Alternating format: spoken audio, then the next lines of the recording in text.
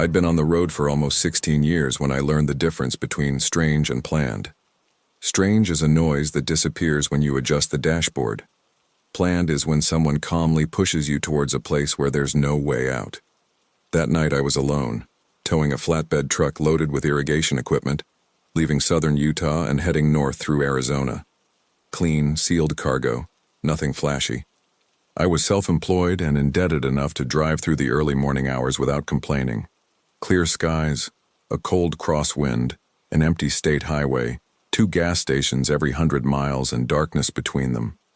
I'd slept little the previous afternoon and was at the healthy limit of I can go on.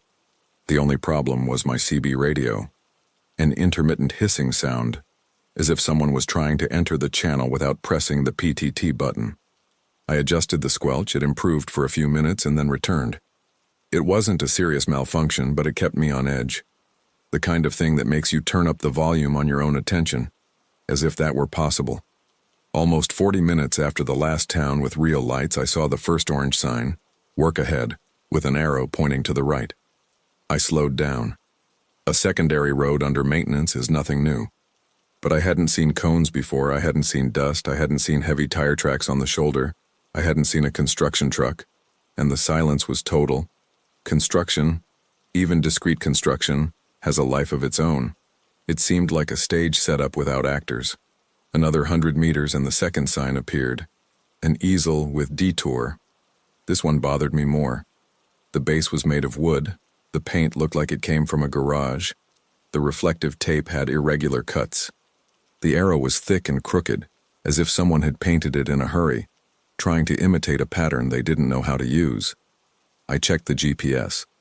The indicated detour was a rural dirt road. It didn't even appear as an alternative route on the map. I opened the traffic app. Nothing. I tried calling the company that was expecting me. No signal. I tried 911. The call didn't go through. It didn't drop, it didn't ring. It just didn't connect. I tried again, pressing the button hard as if that would help. Nothing. That's when I saw the headlight behind me coming fast. An old, dark pickup truck approached and positioned itself in my blind spot, matching my speed. A faint, erratic amber light on the roof blinked on the roof, unprofessional. The driver swerved sharply to the right, insisting on swerving. He didn't seem lost. He seemed trained to drive me. I didn't accelerate, nor did I stop. In a truck, the worst thing is to make decisions in a hurry. I maintained a speed that gave me time to think and time to react. I lowered the window just a little. He raised a megaphone. Road closed. Follow the detour, now. No reflective vest, no logo, a cap, a plain shirt. And the clipboard was a cheap folder, the kind you get at school. My brain clicked the clock. It wasn't official. I'd already been through real roadblocks, real construction sites, real inspections. This didn't smell legitimate at all. I nodded, turned on the right turn signal and slowed down further, feigning obedience. In a truck, you don't turn suddenly. You prepare.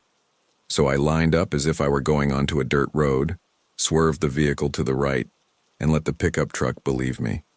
When she accelerated to close the gap in front of me and take the lead, I straightened back out and continued straight on the main lane. It was a simple, unheroic move, but their reaction was immediate. The pickup truck braked and swerved toward me, trying to push me onto the shoulder. I felt the wind from the truck hitting my hood. The amber light blinked as if giving me permission. I ignored it. A metallic clunk under the front, then another. The steering wheel jerked. The steering became heavy. The front tire was losing pressure rapidly. I didn't slam on the brakes. I held the line, turned on the hazard lights, and looked for a place to pull over. I pulled over to a farm entrance slowly, so as not to damage the rim and become a stationary target on the asphalt. The pickup truck drove by and disappeared, as if its job was already done. I got out with my flashlight and saw the evidence. A small plate with nails welded in a star shape, precisely spaced out. It wasn't a fallen nail. It was a repeatable trap, designed to catch the front tire and force a controlled stop. I saw the pattern and thought about how many drivers smaller than me would have braked in fright and ended up stranded right there. I returned to the cabin with my heart pounding in my throat. I tried the phone again. A bar appeared and disappeared. I tried 911. Nothing. Staying there was like becoming a fixed target. Continuing with a flat tire was risky, but at least I would have movement. I took a deep breath and chose the risk that still gave me a choice. I kept the truck at 40 miles per hour, feeling vibrations in the steering. I didn't want to completely destroy the tire. I also didn't want to turn too slowly and give them time to come back. I checked the mirror every 3 seconds. The radio crackled, and for a few moments I swore I heard clicks as if someone were changing channels to find me. It wasn't a ghost. It was someone with bad equipment, or someone deliberately keeping me nervous. After about 15 minutes, I saw an isolated glimmer, a yard with tall posts, yellowish lamps, and an old, almost faded sign that read Yard. It looked like a disused way station or an abandoned warehouse. I wanted a place with a camera, but on the road I didn't have much choice. My tired brain made the wrong association. Light equals safety. I went in. The yard was too big to be empty, and too empty to be normal. Some streetlights were on, others off. Trailer carcasses in the background, a half-open container, a low motionless building. I maneuvered towards the building, stopped without turning off the engine, and watched in the mirrors. I looked for obvious signs: another recently arrived truck, a fresh tire track, someone smoking near a door. Nothing. That's when I saw the bait. A light-colored sedan was parked near a lamppost, its rear door open. On the ground, a small child's backpack. And thrown to the side, an empty child's car seat. On the seat, a cell phone taped to the side vibrated and played on a loop. The screen flickered on and off as if stuck in an endless call. From inside the cabin, I couldn't understand the audio, but I could tell it wasn't a normal call. It was a repetition. It was a recording. This was done to get me out of the cabin. I illuminated the rear of the sedan with my flashlight. It didn't have a license plate. Plate removed. Shame came before relief because I realized my instinct to help was already pushing my hand toward the doorknob. I slammed the door shut and picked up the phone again. 1 bar. I called 911 and the call rang twice, then dropped. I tried texting a trucker friend, anything. Problem Yard, Utah AZ, it didn't work. And then the siege began. Headlights off as they entered the yard. A car on the left, slowly, without haste. Another at the entrance, blocking the exit. Both with low amber lights flashing slowly of the same improvised type. They positioned themselves in my blind spots like someone who knows every angle of a truck. One stayed near my trailer, out of reach of my window. The other stayed behind, aligned to prevent me from safely reversing. I couldn't see faces, only silhouettes. And what scared me the most was their calmness. They weren't improvising. They were performing. Something metallic fell onto the asphalt in front of my bumper. Then another. My flashlight caught the glare. More metal sheets, more nails. They were building a small cage on the ground. If I sped off in a panic, I would tear the tires and get stuck, sideways, exactly where they wanted me. My advantage was weight and time. I had a locked cabin, the engine running, and a lot of steel between me and them. I also had the horn, and I had the light. I turned on my high beams and pointed them directly at the nearest car, blocking the driver's view. I put it in first gear and moved forward slowly, inches at a time, just to show that I could push anything that came my way. It wasn't courage. It was communication. I'm not getting out. Beside the decoy sedan, a figure appeared, waving as if a victim. My stomach churned. They count on this. They count on the human brain trying to turn trap into rescue. The person waved again and took 2 steps toward me, always in the dark, always outside the perfect cone of the headlights, as if wanting me to get out to see better. I didn't go down. Instead, I honked. Long, loud, repeatedly. The horn echoed in the empty yard as if I were calling the whole city. I honked again and again without stopping. Then I switched my high beams on and off repeatedly, like a signal. If there was anyone on the nearby road, they would hear. If there was a camera, it would record. If there was a patrol car, they would notice. One of the cars turned on its headlights for a second, annoyed, and then turned them off. The other began to back away, as if its calm had cracked. I saw the amber light flickering faster, and for a moment I thought they were going to try something stupid, like hitting my bumper to scare me. But they wanted control. not an accident. The real siren came from a distance, then became brighter. Blue light reflected off the main highway signs and swept across the asphalt near the entrance to the yard. That was enough. The two cars sped off in different directions, fast and silent, as if they already had an escape plan.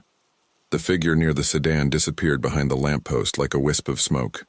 I stayed inside the cabin, hands gripping the steering wheel, listening to my own blood pounding in my ears. The police car pulled up a few minutes later. The officer got out with a flashlight and the demeanor of someone who'd seen this story before. He looked at the sedan with no license plate, the open door, the child seat on the ground, and only then did he look at me. "You didn't leave, did you?" he asked. I shook my head. "He did the right thing," he said. "That's the method. False diversion, bait, empty yard. They try to get the driver out of the truck. When they succeed, the cell phone disappears. The wallet disappears. The cargo disappears. And sometimes the driver disappears." He called for backup on the radio and told me to keep the doors locked. While we waited, he found 2 of the metal plates with nails near the entrance and pointed to the marks on the asphalt. "They'll come back and collect them later if they have time," he said. "You didn't today." My tire was later changed by a service called by the patrol, and I was escorted to the main highway. Only when I saw city lights did I feel my body slow down. The next day, when the CB hissed again, I almost laughed, because I understood that the hissing was just the weather. The real issue was discipline. Since that night, I have followed 3 short rules. Real construction work is dynamic and noisy. If it's closed and there's no sign of construction, be suspicious. True authority doesn't guide you with a megaphone in the dark and without identification. And amber light alone, in the middle of nowhere, is not safety. It might just be an invitation for you to stray from the path. Even today, when I see an amber flashing light flickering ahead, I automatically think the same thing. They weren't after me. They were after anyone who had a habit of obeying. If you're enjoying these chilling stories, don't forget to like and subscribe to the channel. Turn on notifications so you don't miss any more terrifying tales to come. Now, get ready for another journey down dark and mysterious roads. It seemed like just a detail, and it was precisely because of it that I didn't miss the truck that night. I had been a route lead for 6 months, recently promoted after years of making short deliveries in Missouri and Kansas. The company had modernized in a way that seemed excessive, but I understood why.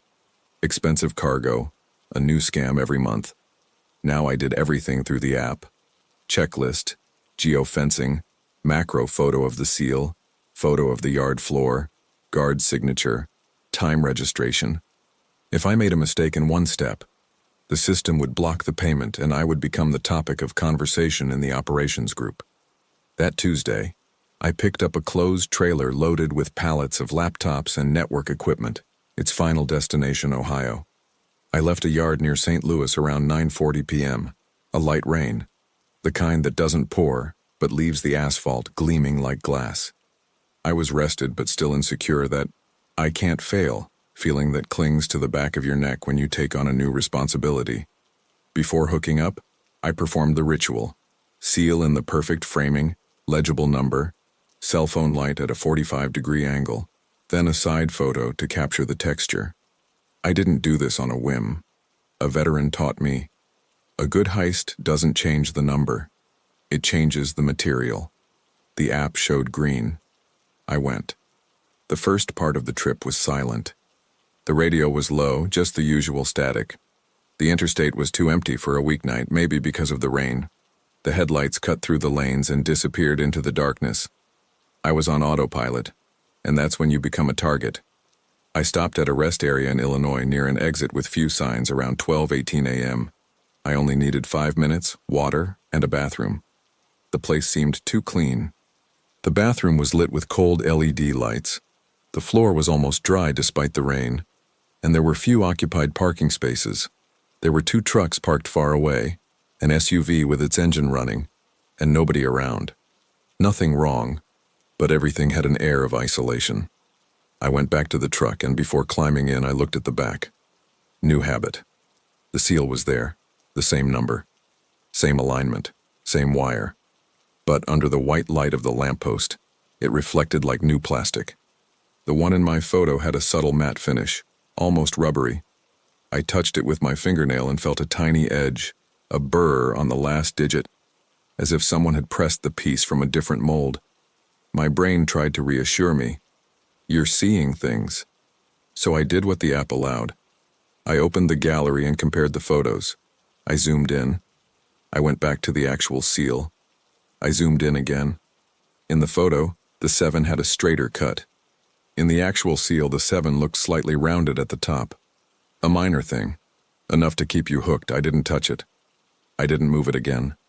I went up to the cabin and mentally noted, if this turns into paranoia, at least I'll have proof. That's when the radio started crackling in a different way. It wasn't the usual road noise. It was a sharp click, as if someone entered the channel already knowing what to say. Unit 14 confirms shutdown. Operations request diversion. I repeat, immediate diversion. The voice was short, authoritative, without introduction. But the channel was wrong. The company had a specific channel, and I was using the messaging app. Even so, the word operations gets under your skin. It's the obedience trigger. I resisted the urge to answer. I knew the protocol. Don't confirm anything on live TV. Don't give your location. Don't say you're alone. Instead, I turned down the radio and picked up my cell phone. No alerts in the app. No messages. I clicked on 24/7 support. There was a queue. I took a breath, and that's when I saw movement in the rearview mirror.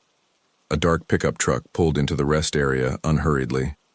Amber lights on the ceiling, the kind anyone can buy. It stopped 2 spaces behind me, but slightly offset, as if it wanted an angle for the back of the trailer.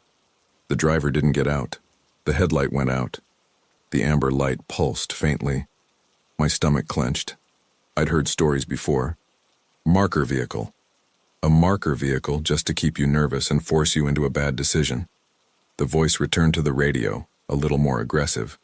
Confirm now. The detour avoids a blockage on Route 70. It doesn't stop at the way station. Then it became clear. No one in operations talks like that. No one prohibits way stations. The phrase was designed to lead you to a section without cameras or witnesses. I didn't answer. I started the truck, signaled, and left the rest area as if I were leaving because I was tired. The pickup truck left too. She kept a distance that wasn't close, but it wasn't casual either. When I changed lanes to overtake a slow truck, she changed too. When I slowed down, she slowed down. The rain helped to hide it, but I saw her shadow in the mirror, like a fixed idea. I needed a safe haven. It wasn't a small rest stop. It wasn't a roadside checkpoint. It was a place with cameras, lights, and people who weren't there by chance. The map showed an elevated station open 18 miles away, and further on, a large travel plaza with state police sometimes present. I chose the way station. It was the fastest option. Midway through the journey, the pickup truck pulled alongside for a few seconds. The passenger lowered the window and held up a clipboard with a blank sheet of paper. On the paper, in thick, marker-like letters, inspection, and an arrow. It was ridiculously improvised. And yet my body reacted as if it were real. They moved closer. They didn't hit me. They just lightly touched the rear bumper of my truck, a minimal push, a test. The message was, if you don't stop out of obedience, you'll stop out of fear. I stayed on track. I didn't speed like crazy because that makes you make mistakes. I maintained a constant speed and went straight to the illuminated area of the way station. When the gas station lights came on, the pickup truck slowed down. It tried to stay behind, as if it could wait for me to pass and catch up later. But I did something simple. I pulled into the parking lot with my turn signal on and stopped right under the main camera, near the building, not on the side of the road. I went downstairs with my cell phone in my hand, my hands visible. An inspector gave me a strange look. I seemed too nervous for a simple weigh-in. I think they messed with my security seal, I said. And there's a pickup truck following me. He didn't laugh. He just made a short gesture and called someone on his radio, a real radio, their official channel. In less than 5 minutes, a trooper showed up. When I saw the vehicle, my throat tightened. The pickup truck didn't enter the yard. It drove straight past on the road and disappeared into the rain. What saved me was the physical evidence, not my intuition. The trooper asked me to open the gallery and show the photos of the seal before leaving the yard. I showed him both, macro and side views. Then we went to the rear. The number was the same. Perfect. If I were only going by the number, I would be wrong. But the texture was different, the opacity was different, and that tiny border on the last digit, which I had felt, was there like a signature. They brought a strong flashlight, shone it at an angle, and the difference jumped out. "That's a clone," the trooper said nonchalantly. "They replicate the code, swap out the part, and leave a tracker to mark the truck." Tracker. I felt the ground disappear for a second. He told me not to stop on the road anymore. An inspector took a telescopic mirror and slid it under the chassis. I saw a metallic point reflecting, held in place with a magnet in a spot I would never look. It seemed too small to change anyone's life, but that's exactly what it was. An eye. They took it out with a glove. They showed it to me. A black unmarked pad, the size of a thick deck of cards. The trooper put it in a bag and noted the time. Then, to complete the picture, they compared the original seal with the current one. The original had a micro-texture as if it were slightly rubbery. The current one was smoother, shinier. The clone was good enough to fool anyone who checks quickly. The inspector asked me something that was painful to answer. "Did you hear someone calling you on the radio?"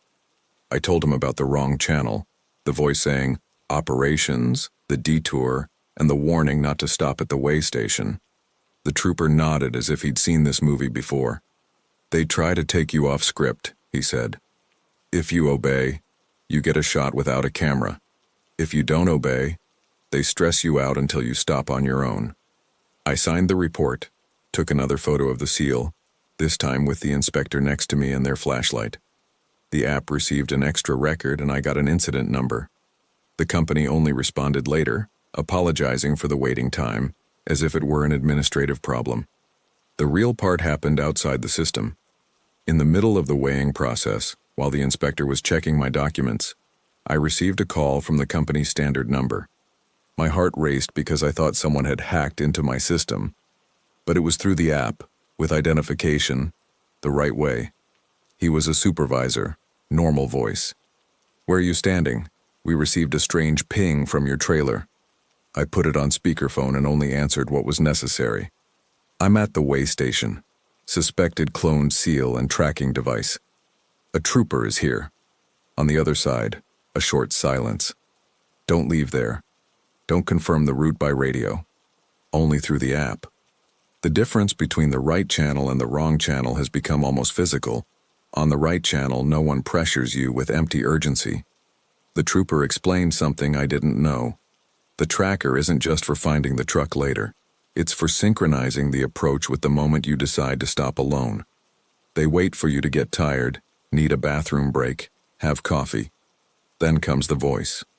Before letting me go, he asked me to drive to a large travel plaza and park under the camera for a few minutes, just to see if anyone reappeared. I did that.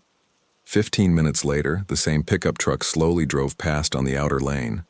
It didn't turn in. It just checked and drove away. That was the real aftermath of the event. It wasn't about persecution, nor about being a hero. It was about realizing it wasn't personal. It was a method, and that they repeat it until it works. On the final stretch, I came to an understanding of one thing. Modern horror has no mask and no scream. It has a radio channel, an improvised clipboard, and a seal with the wrong shine. It seemed like a typical winter night on I-81, but I learned the hard way that typical is all the scammers need you to believe. I had just been transferred to the sensitive cargo team. It wasn't a promotion based on title. It was based on risk. The company put my name on a short list. Long routes, tight delivery windows, and a bunch of new rules that came with technology. Yard app, QR code check-in, front camera, door sensor, and a procedure I followed like it was a religion. Macro photo of the seal, right-angle photo of the seal, and a third photo with the number and part of the door hinge, all with timestamps and location. If I missed a step, the system would freeze the report and I'd become the talk of the operations group. That night I was towing a refrigerated trailer loaded with medications and hospital supplies. High value, low volume destination, a distribution center on the outskirts of Harrisburg, Pennsylvania. I left a warehouse in Virginia late, around 10 p.m. The sky was clear, but the air was cold and damp, and the road had that sheen of freshly wet asphalt, even though it hadn't actually rained. I was overly alert. The good thing about being insecure is that you don't relax. Before leaving the yard, I carefully checked the seal. It was one of those more modern ones, with a security strip and a micro-hologram in the corner. In the app's photo, the hologram reflected green when I moved my phone. I took the macro shot, waited for it to focus, and captured the image. The app said, "Okay." The gate guard confirmed my departure and the system registered it. I thought, perfect. 2 hours later, after midnight, I stopped at a small rest area further ahead, near a dimly lit exit. I just wanted coffee and a bathroom. The place was too clean for that hour. White lights, no litter on the ground, and silence. A white van parked near the trash cans, engine off. A dark sedan in the background, headlights off. And a truck further away, as if the driver also preferred to be alone. I parked in a spot under a lamppost. I got out and went straight to the trailer. It's automatic now. When you're working with what they call target cargo, you become your own inspector. The seal number was the same. Exactly the same. Except the hologram wasn't. In my photo, it had a thin line, almost like a cutting line, running diagonally. In the seal in front of me, the diagonal seemed thicker, and the reflection didn't change in the same way when I moved my phone's flashlight. I even started to doubt myself. I wondered if the angle of the photo was different. So I compared it on my phone. Zoom in, zoom out, zoom in again. The difference was minimal, the kind of difference you ignore when you want to sleep. But I couldn't ignore it. I touched the tip of my fingernail to the corner of the hologram and felt a tiny elevation, as if a film had been stuck on top. My heart took a step forward. I climbed into the cab without making a fuss. I started the engine but didn't get out. I wanted to see if anyone would move. And that's when the radio started crackling. It wasn't my main channel. It wasn't the channel the company uses, nor the one drivers in the area usually leave theirs on. It was a cleaner channel with little noise, and that's why the voice seemed closer. Blue refrigerated unit. Confirmed stop. Move for inspection on the next trip. Problem with your documentation. I froze. They described my truck. Not the number, not the license plate, just the color and the type. That's how they make it sound official. The message was short, urgent, no introduction, no call code. I didn't reply. I lowered the volume and opened the company app. No messages. No documentation alerts. I went into the operations chat and sent just one line. I received a radio call for an inspection outside the official channel. Can you confirm? The app showed waiting. The voice returned, harsher. No need to confirm in the system. This is immediate guidance.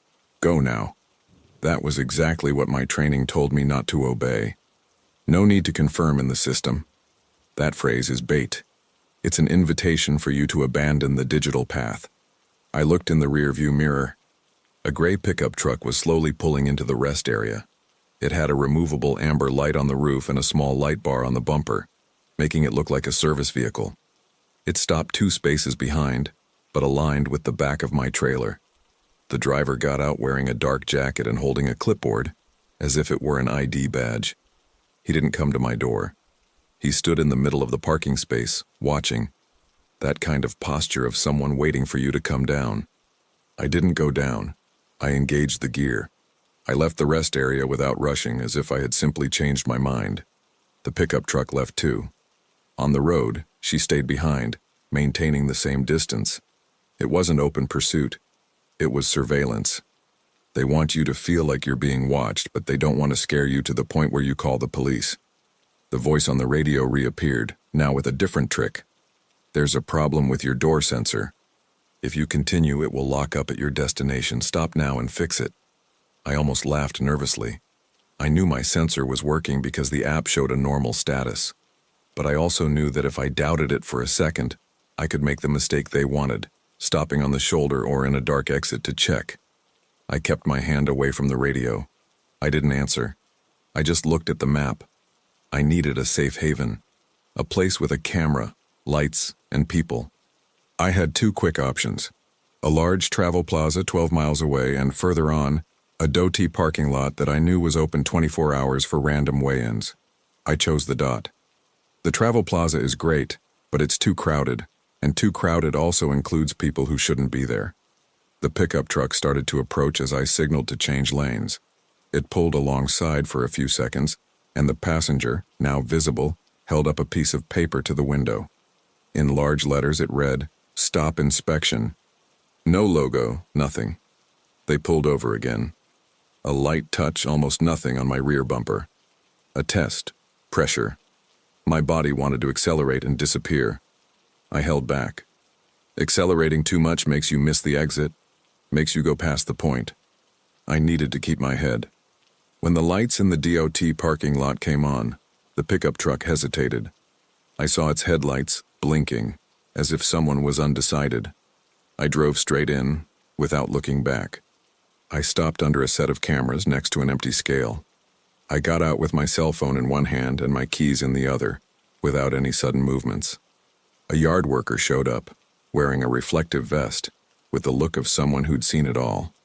I didn't embellish. I think they cloned my license plate and I'm being marked by a pickup truck with amber lights. I received false instructions over the radio. He didn't ask me if I was sure. He just gestured for me to stay near the building and called the patrol. The pickup truck didn't turn. It drove straight past on the road and disappeared. But I already had what I needed: light, camera, a witness. When the trooper arrived, I showed him the photos of the seal taken in the original yard. Then we went to the back of the trailer. The number matched. The seal looked perfect. He looked at me, as if thinking, "Another nervous one." I asked him to look at the hologram. He grabbed a strong flashlight, angled it, and the difference was obvious. The reflection was repetitive, like a cheap film. The real hologram had micro variations. The fake one was just a glow. "Clone," he said, without raising his voice. "And if they cloned that, there's more to it." They brought a telescopic mirror and passed it under the chassis. I kept looking at the trooper's face because it was easier than looking at the ground. In seconds, he pointed. But between the air reservoir support and the frame rail, there was a black block held in place by a magnet, hidden behind a layer of dirt. It wasn't large. It was discreet. It had an almost invisible light blinking slowly. Tracker. When he took it off, I felt a strange relief, as if the physical proof had given me back control. It wasn't paranoia. It was method. The most disgusting part came later. The trooper asked me to open the side of the rear fender, where cables and hoses run. He found a small T-connector held in place by a cable tie, attached to a cable that shouldn't have had an extension there. It wasn't meant to cut the brakes. It wasn't meant to kill me. It was meant to pick up a signal. A cheap micro-repeater, the kind you buy at an electronics store to amplify the sensor reading and pass data to someone nearby. They weren't just following me. They were trying to read my status. And the voice on the radio, then, made sense. They knew enough to speak in terms that sounded real. The trooper explained the trick out loud, almost like a lesson, and that made me angry because it was so simple. They call you on the wrong channel to kick you out of the system. They try to send you to an exit without a camera. If you stop, they use the cloned seal to quickly open and close it with the same number. With the tracker, they find you later. With this repeater, they try to find out if you opened the door or not. I signed the report. The yard registered the incident. The company only responded later through the correct channel, asking me to wait for the seal to be replaced and the trailer to be inspected at its destination, all very bureaucratic. I understood that for them, it was just another event.